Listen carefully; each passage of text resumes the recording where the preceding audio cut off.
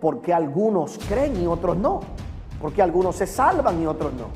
Tenemos que pensar en nuestra vida de qué tenemos que salvarnos, de qué es que el hombre necesita salvación.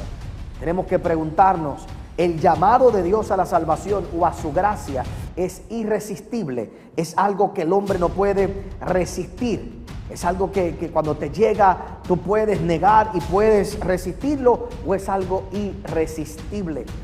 Cuando eres salvo tienes que preguntarte, ¿eres salvo para toda la vida o no lo eres? Son tantas cosas que tienen que ver con este concepto que no las vamos a contestar así exactamente, pero te voy a dar las ideas y los ingredientes a través del cual Dios puede darte la revelación y la seguridad de lo que es su obra redentora sobre tu vida. Comenzamos a estudiar la semana anterior acerca del tema el poder de la gracia. Y comenzamos a estudiar lo que representa y lo que significa este principio tan poderoso para todos nosotros.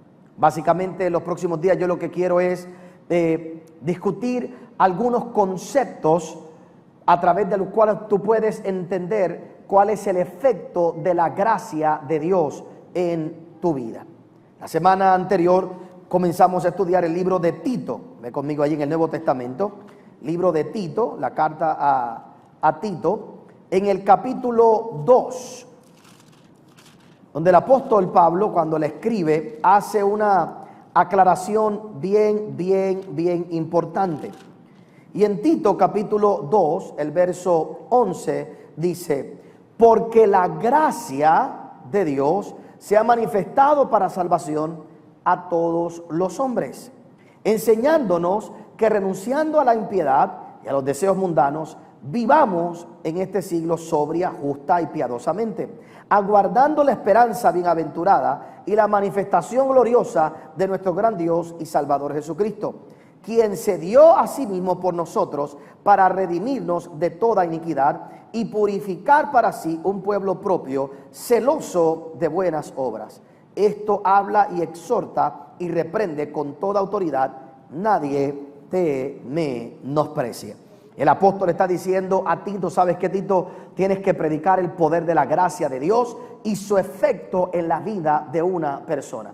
Dejándole saber que cuando una persona recibe la salvación, eso tendrá también un efecto en su vida a través de cómo va a actuar, cómo va a vivir, cómo va a expresar su salvación. Es bien interesante porque cuando nosotros miramos el apóstol Pablo una y otra vez a través del mensaje de la corrección de la palabra de Dios a la iglesia, el apóstol Pablo lo que quería era crear también buenos ciudadanos, gente que cumpliera con Roma, no para que se sometieran a las creencias de Roma, pero para que fueran buenos ciudadanos. Eso es una de las cosas que la gente a veces no ve, que es de las mejores cosas que pasan en una iglesia. Cuando una persona llega a la casa del Señor y entiende el poder de la gracia de Dios sobre su vida, y su vida comienza a cambiar, esa persona comienza a pagar sus impuestos, esa persona comienza a comportarse correctamente en la calle, esa persona comienza a hacer las cosas de forma en orden. Nosotros no estamos aquí para crear personas que vengan a violentar las leyes, ni a hacer guerras civiles por cosas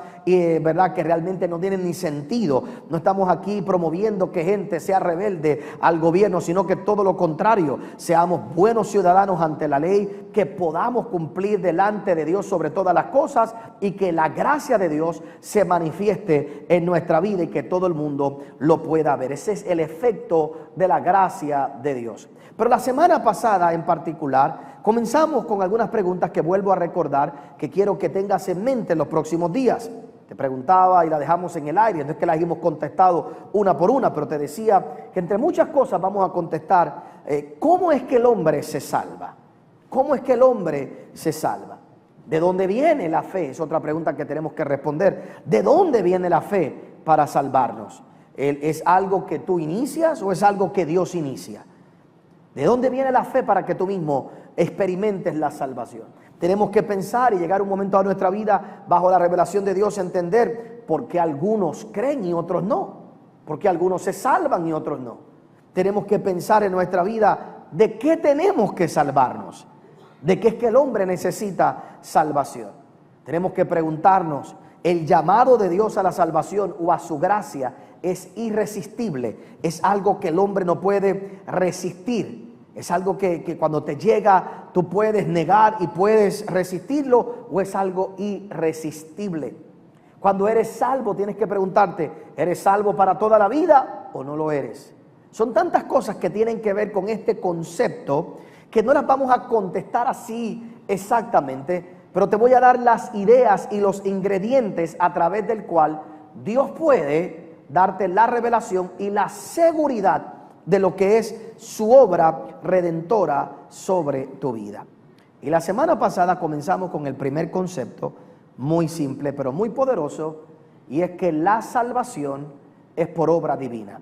La salvación es por gracia, es por obra divina. No hay nada que tú puedas hacer para ser salvo.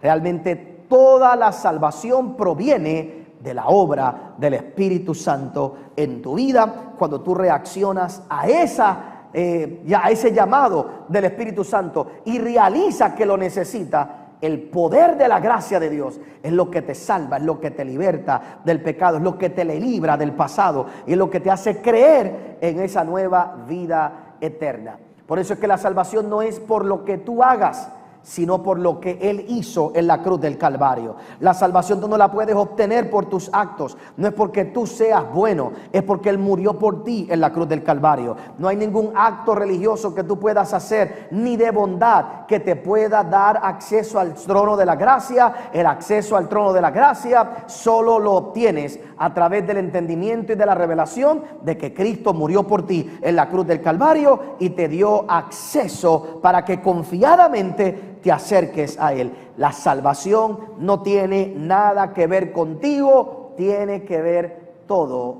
con Él.